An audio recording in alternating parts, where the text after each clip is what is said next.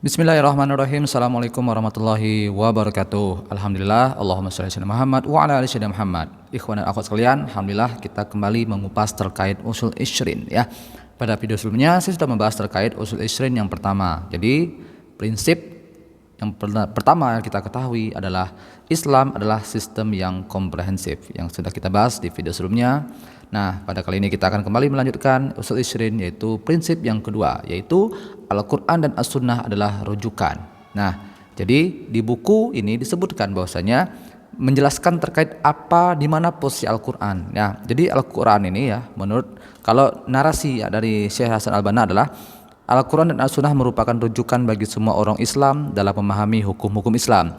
Al-Quran dipahami menurut kaidah bahasa Arab tanpa bersusah payah dan tidak serampangan. Dan pemahaman As-Sunnah merujuk kepada para perawi hadis yang sikoh. Nah, jadi di sini disampaikan bahwasanya mengapa kita tuh harus merujuk kepada Al-Quran dan As-Sunnah, karena di Al-Quran dan As-Sunnah ini kan menjadi pijakan kita dalam bertindak.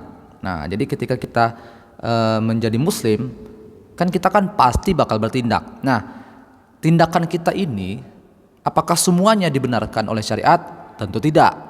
Ada yang sifatnya harus dilaksanakan, ya, itu adalah wajib. Jika dilaksanakan maka kita mendapatkan pahala. Jika tidak kita laksanakan, ya, jika kita tinggalkan, ya, itu nanti akan dapat pahala juga, ya, karena itu wajib, ya, seperti itu. Kemudian adalah sunnah, ya, sifatnya sunnah. Jika dilaksanakan kita akan mendapatkan pahala. Jika tidak dilaksanakan, ya nggak apa-apa, seperti itu, ya. Kemudian ada yang sifatnya mubah. Mubah ini adalah ya boleh dilakukan. Dia tidak melanggar asalkan tidak melanggar syariat yang jelas tertulis, seperti itu, ya. Nah, kemudian ada juga namanya makruh. Ya, kalau makruh ini sebaiknya ditinggalkan. Sebaiknya ditinggalkan, ya. Nah, yang kelima adalah haram yang memang tidak boleh dilaksanakan. Nah, maka tindakan kita sebagai umat Islam ini harus melihat ini kondisi ini. Jadi nggak bisa kita tuh langsung bebas mau melakukan apapun dalam kehidupan ini. Nah, hal ini akan bisa kita dapatkan di mana? Ya, tentunya di Al-Quran dan As-Sunnah. Maka begitu penting seorang Muslim membaca Al-Quran penting, tapi harus tahu juga artinya, ya, harus tahu maknanya. Makanya kalau kita mengisi upah, coba sesekali kita minta mereka membacakan isi Al-Quran itu, terjemahannya, jangan hanya ayatnya saja. Khawatir ketika di majelis upah justru mereka nggak tahu isi Al-Quran itu sendiri, ya. Nah, maka perlu dikupas isinya. Nah, Al-Quran itu apa sebenarnya? Dan ini sebenarnya pengertiannya banyak sekali, kita bisa dapatkan di buku-buku. Tapi di buku ini disebutkan bahwasanya Al-Quran itu adalah membenarkan kitab-kitab sebelumnya. Nah, ini tertulis dalam Quran surah Yusuf ayat 111. Akan tetapi membenarkan kitab-kitab yang sebelumnya dan menjelaskan segala sesuatu dan sebagai petunjuk dan rahmat bagi kaum yang beriman. Nah, di sini kita bisa bangga bahwasanya Al-Quran ini menjadi penyempurna kitab-kitab sebelumnya, pelengkap. Nah, jadi lalu ada kitab Zabur, Taurat, Injil. Nah, turunnya Al-Quran ini menyempurnakan. Berarti kita ini posisinya itu paling benar secara hukumnya, secara literasinya atau secara literaturnya, ini Al-Quran paling benar. Jadi ketika kita lihat di kitab Taurat misalnya, itu nggak ada nih dalam Al-Quran, tapi di Al-Quran ada. Maka kita harus membenarkan Al-Quran. Meskipun Taurat juga dari Allah, tapi Al-Quran itu membenarkan kitab-kitab yang sebelumnya. Nah, maka posisi kita ini, posisi umat Islam ini lebih tinggi sebenarnya secara literatur, ya. Nah, apalagi Al-Quran ini menjelaskan segala sesuatu.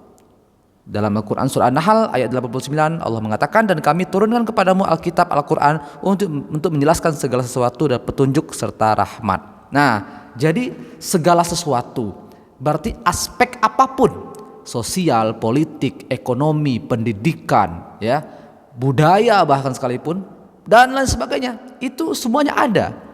Hanya saja kita tidak terlalu mendalami. Kita tuh hanya membaca secara tekstual, tidak mendalaminya. Apalagi kalau kita bisa hubungkan dengan sunnah, kita hubungkan dengan sirah nabawiyah dan lain sebagainya, ini maka Al-Quran sangat keren sekali kalau kita kupas lebih dalam, ya.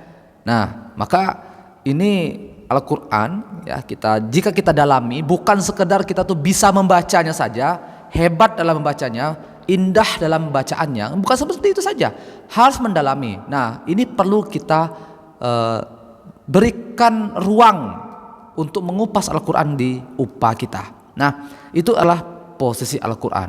Nah, namun ya, karena di sini tertulis Al-Quran dan As-Sunnah, bukan Al-Quran saja, bukan As-Sunnah saja. Ya, jadi ketika kita mengimani Al-Quran saja, tidak mengimani As-Sunnah, maka kita tidak sesuai dengan keinginan Allah Subhanahu wa taala. Ya.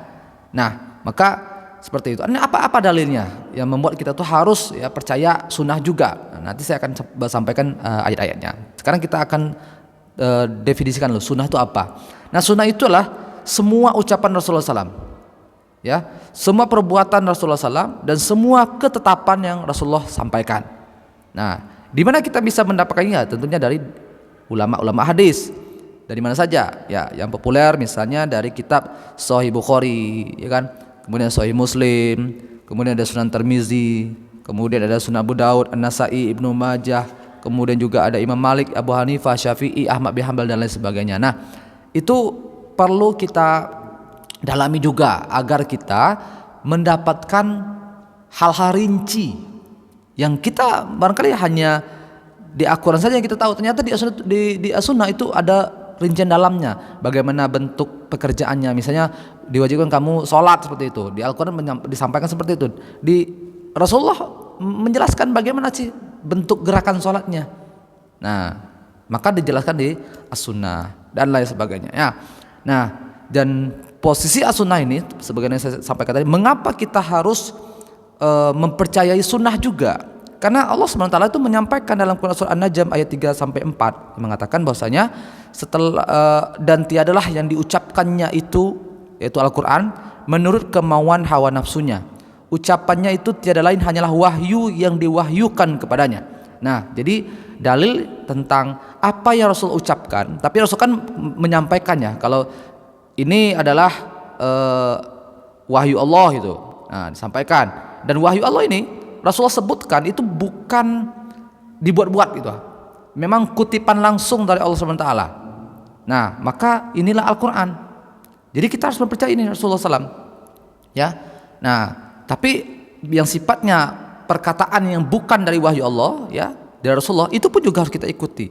Karena Rasulullah itu tidak menyampaikan itu sekehendaknya saja, tapi dibimbing oleh wahyu seperti itu, dan tentunya dari Allah Subhanahu wa taala. Ya, itu tentang Quran surah An-Najm yang mengatakan bahwasanya yang semua yang diucapkan sama Rasul itu bukan kemauan dirinya, tapi itu diwahyukan. Nah, kemudian dalam Quran surah An-Nahl ayat 44 Allah mengatakan, ya, agar kamu menerangkan kepada umat manusia apa yang telah diturunkan kepada mereka. Nah, jadi di sini Allah Subhanahu wa taala menyampaikan ya kepada kita bahwasanya wahyu atau Al-Quran itu memang diminta untuk disampaikan kepada manusia, ya, dan itu yang kita sampaikan ini adalah sesuatu yang telah diturunkan sama Allah Subhanahu wa taala. Nah, terkadang kita tidak berani menyampaikan itu, takut salah, takut kita nggak enakan seperti itu. Padahal posisi kita, ya, dengan kita menyampaikan dalil itu nggak bisa dibantah gitu loh, seperti itu. Maka Rasulullah ketika berdakwah, beliau nggak punya banyak bawa buku gitu loh. Beliau hanya menggunakan Al-Quran sebagai referensinya. Nggak perlu cari ChatGPT dulu, kemudian literatur di Google, literatur, nggak perlu. Al-Quran, asal kita mampu membawanya, menarasikannya. Nah, ini perlu kita dalami. Gimana sih cara menarasikan sebuah satu ayat Al-Quran menjadi pemaparan yang cukup panjang. Nah, ini perlu kita pelajari. Jangan cuma ulama saja, jangan cuma ustadz saja, tapi kita semuanya yang wajib untuk menyampaikan itu. Rasulullah dulu juga demikian. Bilal bin Rabah, yang meskipun dia budak, dia yang menyampaikan ayat Quran itu, baik itu secara langsung maupun ya perlahan-lahan secara kutipan tidak langsung seperti itu. Apalagi sekarang sudah ada media sosial, kenapa tidak kita maksimalkan dengan membuat channel YouTube, kita bikin konten-konten di media sosial dengan kata-kata yang cukup menarik tapi ada kutipan Al-Qur'annya. Makanya kita lihat nih, para penulis-penulis yang pro dengan kaum muslimin, mereka menulis kata tulisan-tulisannya itu ada cakupan isi Al-Qur'annya. Nah, ya. Jadi dalam Quran An-Nahl ayat 40 ini Allah mengatakan bahwasanya hendaklah engkau ya menyampaikan kepada orang. Agar apa ayat Al-Quran ini turun? Agar kamu menerangkan kepada umat manusia apa yang telah diturunkan kepada mereka. Ya. Nah, yang terakhir, Quran surah An-Nisa ayat 59, Allah mengatakan bahwasanya taatilah Allah dan taatilah Rasul. Quran surah An-Nisa ayat 59. Maka di sini juga disampaikan, nggak bisa kita tuh cuman kami percaya sama Al-Quran saja, sunnah kan dari Rasulullah. Rasulullah kan juga manusia, berarti mungkin nanti akan ada salah. Ya, itu memang manusia pasti ada salah, tapi Rasulullah ini orangnya sudah disetting, nggak bakal bisa salah seperti itu ya.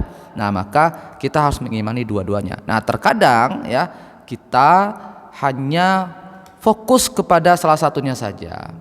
Nah, kenapa? Bisa saja kita terlalu mendalami Al-Quran tapi tidak mendalami sunnah, atau kita terlalu mendalami sunnah tapi ternyata tidak kita lihat Al-Quran secara keseluruhan. Maka perlu diimbangi antara Al-Quran dan As-Sunnah, ini perlu kita dalami isinya, bahkan termasuk bagaimana penerapannya. Kita buka Sirah Nabawiyah. Nah, seperti itu teman-teman ya. Nah, jadi dari penyampaian ini kita bisa menyimpulkan, jadi wahyu Allah itu ada dua tipe, ada dua jenis. Yang pertama, dia memang sesuatu yang harus dibaca, Al-Quran ya. Karena Al-Quran itu definisinya adalah sesuatu yang jika kita baca kita akan sebagai dapat pahala ya, ibadah. Apalagi kita melaksanakan itu kita tuh dapat ibadah juga, seperti itu ya. Dan dia tersusun rapi ya, bukan by accident gitu, bukan by wah ini kayaknya butuh ini deh kita turun, bukan. Tapi kapan apapun Allah inginkan, Allah akan langsung berikan kepada Rasulullah SAW, tidak menunggu momentum dulu ya. Dan sifatnya Al-Quran inilah menguatkan ya. Misalnya dulu permasalahannya lah, problematikanya lah umat yang terlalu materialistis, mau melakukan sesuatu jika ada uangnya, jika ada, maka Allah SWT menyampaikan melalui Al-Quran bahwasanya yang harus kalian lakukan itulah ikhlas karena Allah SWT. Disampaikan ayat-ayatnya, disampaikan cerita-cerita masa-masa lalu. Nah, jadi menguatkan narasi yang Allah telah sampaikan. Yang kedua adalah wahyu Allah itu sifatnya diriwayatkan, yaitu ketika Rasulullah lah yang langsung menyampaikan, dan itu pun atas bimbingan wahyu dari Allah Subhanahu wa taala. Nah, cuman ini ibaratnya kayak ya kutipan tidak langsung lah ya, kutipan tidak langsung seperti itu. Dan sifatnya kalau hadis ini sunnah itulah momentual. Jika ada kejadian A, nah maka Rasulullah langsung menyampaikan. Misalnya ketika perempuan yang sedang haid gitu, nah gimana nih? Maka Rasulullah menyampaikan. Bagaimana kalau seandainya ada seorang lelaki kan disuruh untuk menikah dengan, nah ini bagaimana nikah nih, bagaimana cara menentukan calon pengantennya, calon perempuan yang mau dinikahi. Maka Rasulullah ketika ada yang nanya, karena ada yang nanya pada waktu itu, Rasulullah menyampaikan seperti itu, maka itu jadi sebuah ketetapan. Nah, seperti itu ya. Baik, ikhwan dan akhwat sekalian, ini adalah prinsip yang kedua. Ingat ya, kita ada usul isrin, 20 prinsip. Kita sudah bahas yang pertama dan kita juga sudah bahas yang kedua. Nanti kita akan bahas yang ketiga dan seterusnya. Baik, terima kasih udah subscribe channel YouTube ini, share kepada teman-teman UPA kalian biar kalian satu sepemahaman. Terima kasih. Assalamualaikum warahmatullahi wabarakatuh.